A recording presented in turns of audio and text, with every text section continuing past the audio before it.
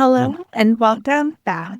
In this video, we're going to talk about the 4 functions of behavior. The functions mean all the reasons that someone might engage in behavior. So we're going to basically expand this term reinforcement into 4 different types of reinforcement. Now, a lot of people may learn or have learned 5 functions of behavior. There's not a wrong or a right. I'll just explain how the 4 functions sort of encompass actually the 5 functions. And I think most people, once they learn the 4 functions, this is easier than those 5 functions. The 5 functions make things a little more complicated, I feel. So I'm gonna work within the 4 functions. We're all doing the same thing. Anyone who really strongly believes in those 5 functions, they split up one of these functions into 2 different things. And I'll explain why that makes it a little more confusing. Okay, so the 4 functions, and I'm going to do this quickly, but I will do each function thoroughly. The first is we have both environment and body. The first function, which falls under positive reinforcement, is gaining something from the environment. So access to tangible items, attention, or activities. When someone talks about 5 functions of behavior, they split this one up into attention and usually tangible. But that's the thing is it's also activities or anything in the environment. The function is gaining anything. And you say, someone engaged in this behavior for access to, and then whatever they wanted. The second one falls within negative reinforcement, and it's just negative reinforcement, and it's avoiding anything within the environment. So escaping anything, you could be escaping a tangible, attention, activity. So these are actually all the things that are in the environment should be in both these functions within escape and access. I think most people go with escape. They're like, oh, they're escaping demands or an unpleasant environment, but they don't think they're escaping attention. They could be escaping attention or engage in behavior to escape attention. Socially, we actually do that quite a bit. Everybody does that at some point. So this whole idea of access has tangibles and attention and escape only has demands. No, it's anything in the environment. So engaging in a behavior to gain something positive for the environment, positive reinforcement, or engaging in behavior to remove something negative from your environment or get yourself away from it, is negative reinforcement. And then these other 2 are the body. So if it doesn't happen within the environment and instead happens within your body, it is called we call it automatic behaviors. The first one is to gain something positive in your body. Most of this is sensory behaviors. We all engage in sensory behaviors. We might tap our fingers on our desk, play with our hair, lean against a wall, rock our chair back and forth. Those are all sensory behaviors, the same as when an autistic child flaps their hands. Our body wants something neurologically, so our body does something to gain it and it feels good in some way. And so that is sensory behavior, gaining something positive from your body. And then we have our last one, which is the one where we shouldn't work with this. If this is the reason someone is engaging in problem behavior, they need to go to the doctor, and that is pain attenuation. And I'll talk more about that in a minute. The ABCs, so back to those contingencies, we're working under this theory. We're working under antecedent. So things happen in the environment, behavior, and then consequences. So access, the first one, any kind of behavior to gain something positive within the environment. I'm not trying to give you 2 examples for every single one of these. So it's literally anything in the environment. What is reinforcing to me will not be reinforcing to you and vice versa. I might like a very bright room and you might hate a bright room. So I might engage in behaviors to access the bright room and you might engage in behaviors to avoid the very bright room. Same with a cookie. I might engage in a lot of behaviors to gain a chocolate chip cookie, and maybe you're allergic to chocolate and it will make you sick. So you would not engage in those behaviors. When people talk about ABA, it's falling within this. The child does the homework to get the sticker. The child cleans his room to get extra iPad time. The child or a person goes to work to get their paycheck. A lot of examples fall within this category. And these 4 functions can describe all behavior in the world. And they describe both our interventions. So we might modify things so that they engage in better behavior by giving them a reinforcer. And it also describes bad behavior. So we can observe behavior that we don't want to see, and we can know why they're engaging in that behavior. And then we can modify the environment so they're less likely to engage in that behavior.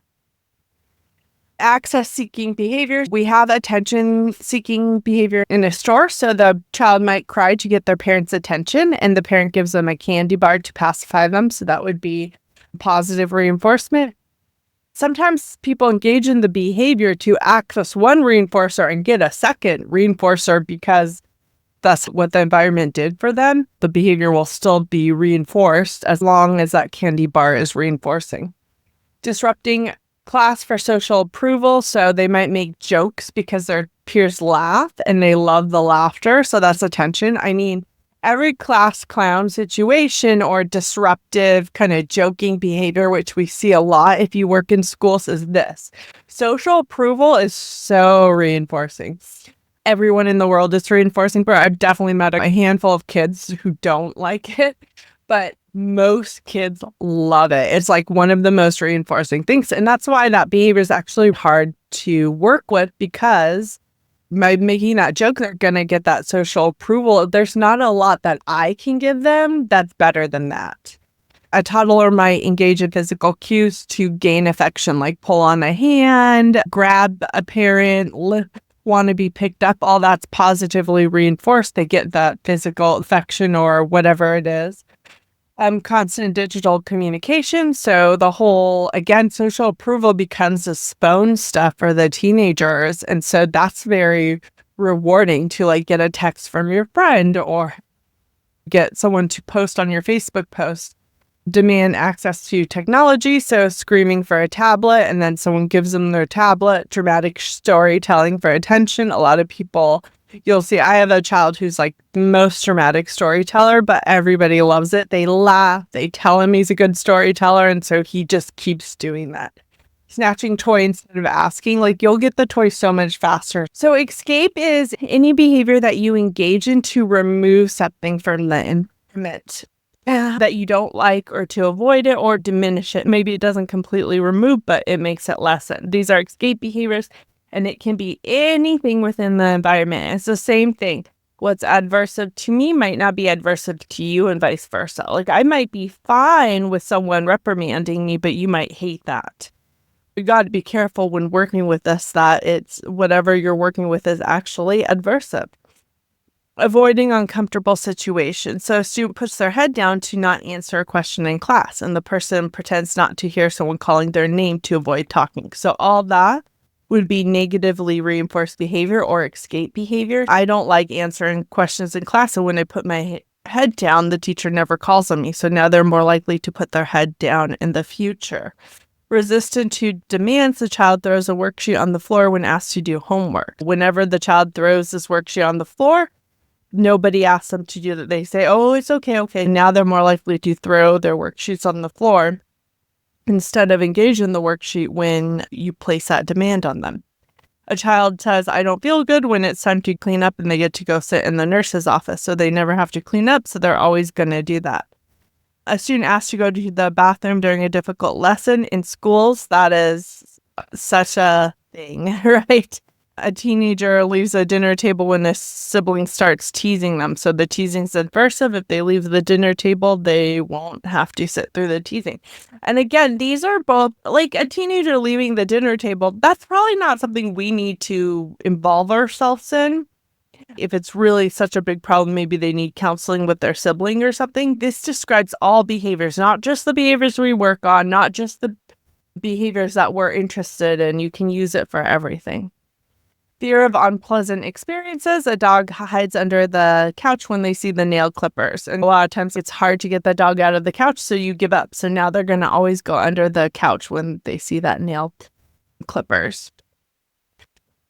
Sensory. So sensory behaviors are actions to gain internal stimulation. These regulate people. There's no social interaction or external reinforcement. These behaviors can be pleasurable or help with self-regulation. With sensory stuff, I don't recommend working on these unless they're leading to self-harm, property destruction, or harming others.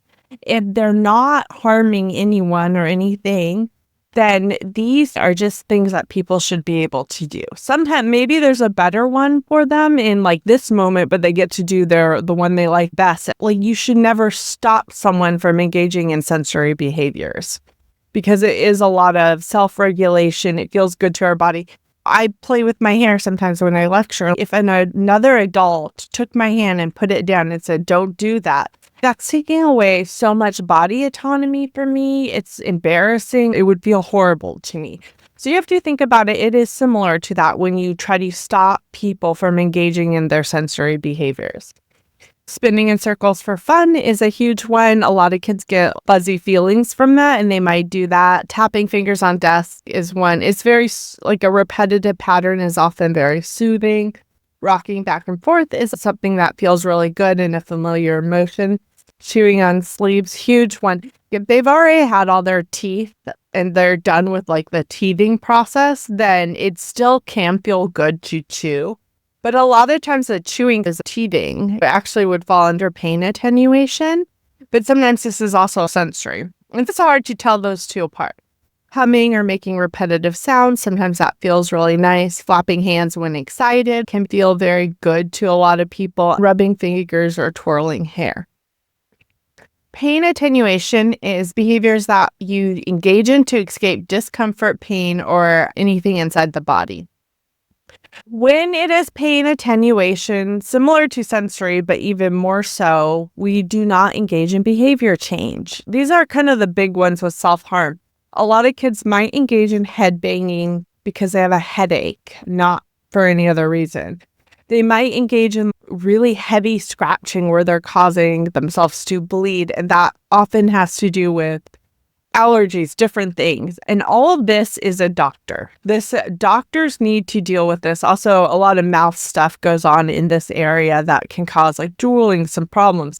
It's not for like you or behavior change. Like we're not going to stop someone from engaging in behaviors it's making their body feel better when they're in pain.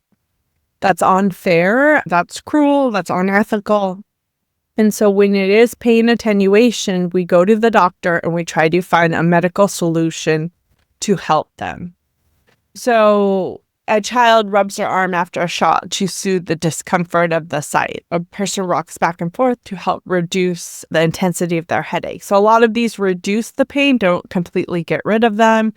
Scratching to relieve itching. They scratch a bug bite and alleviate the irritation. So say they went to the jungle and have a lot of bug bites and they're scratching it all the time in school. To do behavior change on that, and they need to go to the doctor and get some sort of lotion or figure that out so they're more comfortable in class. Clenching to cope with tooth pain. The child clenches their jaw when they have a toothache. Pacing to distract from the pain. So this is something that a lot of people do. Just looking at women in labor and the things women want to do when they're in labor, a lot of that stuff is to distract. So you just want to make sure you're not engaging in behavior change if they're doing something to distract from the pain. Applying pressure for relief. The child applies pressure to their temples when they feel overwhelmed to soothe the tension. Massaging sore muscles. Person massages their leg if it's discomfort or stiffness. And releasing gas pain in infants. So the baby cries when they have gas pains. That gets someone to burp them or do the little leg thing. And that relieves the discomfort. You don't want to do behavior change on that crying. You want to offer them a solution for the discomfort. Caregiver can figure it out, but sometimes it's so bad they do need to go to the doctor. And that's really what colic is. It's often digestive issues for a baby, and you want some medical help when it's colic. We don't want to do behavior change on tantrums for colic. So why it's super important to understand all this. So we want to understand the behavior function helps us know what to do. So you know when to send them, let's go look at the medical reasons and get them some help. You know when to help them with when to let themselves soothe and engage in sensory behaviors instead of do behavior change. When they're engaging for positive reinforcements, let's give them a better way to gain that thing they want other than that behavior we don't want to see. It dictates like how we're gonna intervene with all kiddos. The same behavior can have different functions. So like crying serve different purposes. It might be access, escape, sensory. And then observing patterns help predict and understand the behaviors is also important. Oh, the other one, pain attenuation example is ear infections. Every caregiver who's had a child knows they got fussy, engaging in annoying behaviors. You take them to the doctor and they have an ear infection. They just couldn't communicate that their ears hurt, and so they act that way. Like, we wouldn't do behavior change on those behaviors because if their ear hurts and there's a medical solution, there's some easy antibiotics to help make their ears feel better. And so that's another example of pain attenuation.